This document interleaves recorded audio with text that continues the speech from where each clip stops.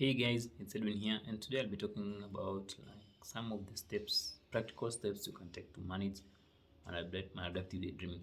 This is for you actually if daydreaming is affecting your day, or if it's taking most of your time during the day, or if it's stopping you from engaging in your personal responsibility or even taking care of yourself. Because I've read that this daydreaming can really affect you to the point where you even neglect your own self-care, or you neglect taking care of yourself because you just want to go to this fantasy world. So how can you really manage? And managing here means just dealing with the symptoms, which is maladaptive daydreaming. Like, how do you manage to the point where at least it doesn't take your whole day, or it doesn't even make you feel that bad about it? The first thing you have to do is, of course, acknowledge the issue.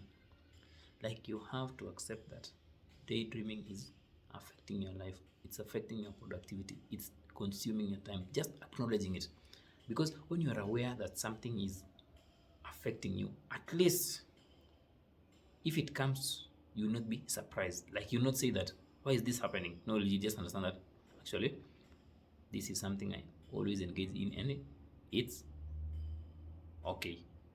Like, I don't need to beat myself up because of this. Just acknowledge that it's happening, because when you are more aware, at least you will not find yourself collecting, or you will not find yourself having more negative emotions because of something which is happening. You'll just observe it, just understand that it's something you do, and it's something you do for this amount of time. The second thing you have to do is identify the triggers. So maladaptive daydreaming, or moments where you extensively daydream, can be moments when you are in stress, or when you are anxious, or when you've been rejected, or when you are alone. Just identify those moments when you daydream the most, because the more you identify those moments, the more you can find ways to mitigate or to catch yourself before engaging in those moments. So let's say if your moments are when you argue with your partner, you go to your room and then daydream, maybe find a way to solve that issue of your argument between you and your partner. Or if you feel that when you don't have friends, or when you're just alone, you daydream, maybe you can find ways to keep yourself busy, or just do something which is, or just go and hang out with your friends. Like, just identify those moments which really pull you or push you towards daydreaming. It will really help you to at least lessen the effect, or to reduce the amount of time you're daydreaming. The third thing is to practice mindfulness or meditation. So actually, mindfulness is not really about the daydreaming itself, it's about lessening those triggers. Like, it really helps to just bring you back to the present moment, to this real life. Like, it's just about being present. If it's doing that meditation practice, like when you are under stress, just sitting down and just watching your thoughts, like feeling your body, scanning your body for any sensations, or for any unpleasant sensations, just do it. And you can also have a routine on this, like maybe do it every morning, just, or afternoon, just really just to bring you back. And something about all these techniques, sometimes it doesn't really work, in quotes, but don't go so hard on yourself, because I've seen people write that, hey, I tried meditation and it didn't work. It's okay when it doesn't work. The whole point is, at least you are doing something, you are even trying. And there is no right or wrong way to do meditation, because meditation is just part of life. It's just a practice. Like, nothing wrong will go with that. Even if you practice and fail, there is no harm. Just try it and see if it's having an effect. And if it's not having an effect, just leave it. That's the whole thing about managing. If something is not producing results, just leave it out. The fourth thing you can do is set boundaries.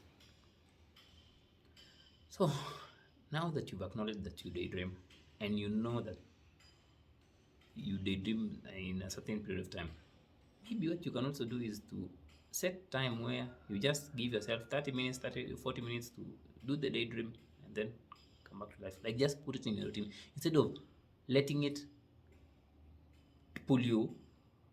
Just consciously know that, hey, I'm going to do this. Like, have an intention of, I'm going to do this, because that will at least give you this feeling, like you're not really like going cold turkey to it. You're not really leaving it cold turkey, because something about cold turkey is when you really quit without taking those slow steps, you will find that the pull towards it will be much greater. Same thing with alcohol or addiction.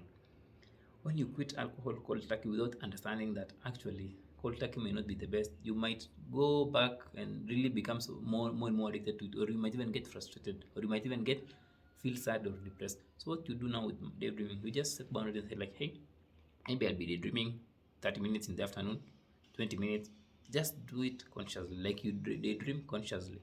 When you do it consciously, at least you'll have satisfied that craving, that urge to do it. Instead of shutting down that urge, you acknowledge that the urge is there, and then you give yourself time to do it. That will at least make you feel that this is still part of you.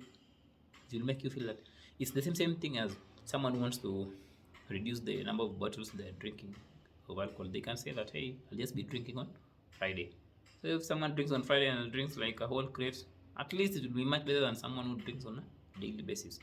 This is not to encourage you to do it. It's just like it will help you at least to not beat yourself up so much, or not feel bad when you don't daydream. No, not feel upset when you don't daydream, but you're just doing it consciously. Like you're just giving yourself pockets of space and pockets of time where you daydream, and when you daydream intentionally, that can really help. The other thing is, of course, patience. You have to be patient with yourself. Like, you cannot really stop daydreaming overnight. So you have to like take one step at a time. If you've been dreaming, let's say, for 4 hours a day, and then the next day you daydream for 3 hours 50 minutes, that's a plus. Like, just make those small steps. Make those small steps toward daydreaming less, or towards allocating less time to daydreams.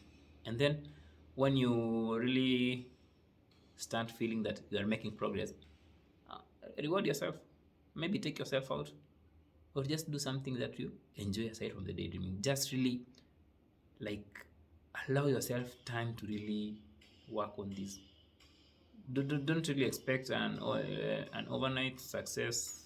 Like today you daydream for 4 hours, and then tomorrow you want to go to zero. No, you'll just be stressing yourself, and you'll find yourself relapsing back to the daydream. So what you can do instead, if you make any slight progress, it can be 1 minute, 2 minutes, but you track this progress. If you make any slight progress, you applaud yourself, you feel good about yourself. Yeah, and know that it may take time for you to get out of this daydream fully. One last thing you can do is to keep a journal. Yeah, I've seen people who really use this daydreaming as a creative outlet, as an outlet to write their stories, to write their books, to write their fictional novels. So instead of letting it consume you fully, or beating yourself up because it's happening, take a journal, write about it, write about those amazing characters you meet in your dreams, write about those amazing people you meet in your dreams. Just write about it, instead of just letting it, instead of just isolating yourself and feeling bad about yourself because no one understands you. Write about it, post it. I know there are a couple of good forums, Reddit.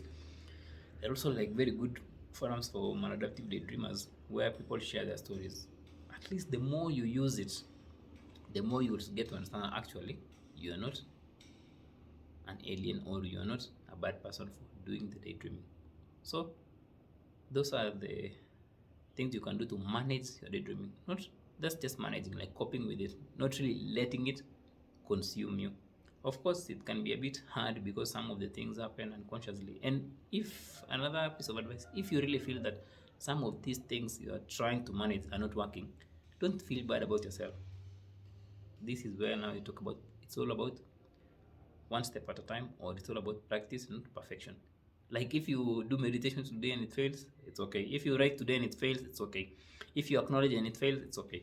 Just know that you are doing this for you, and you want to reclaim your life back, and go easy on yourself. Hope you found that informative, guys. Until next time, have a nice day.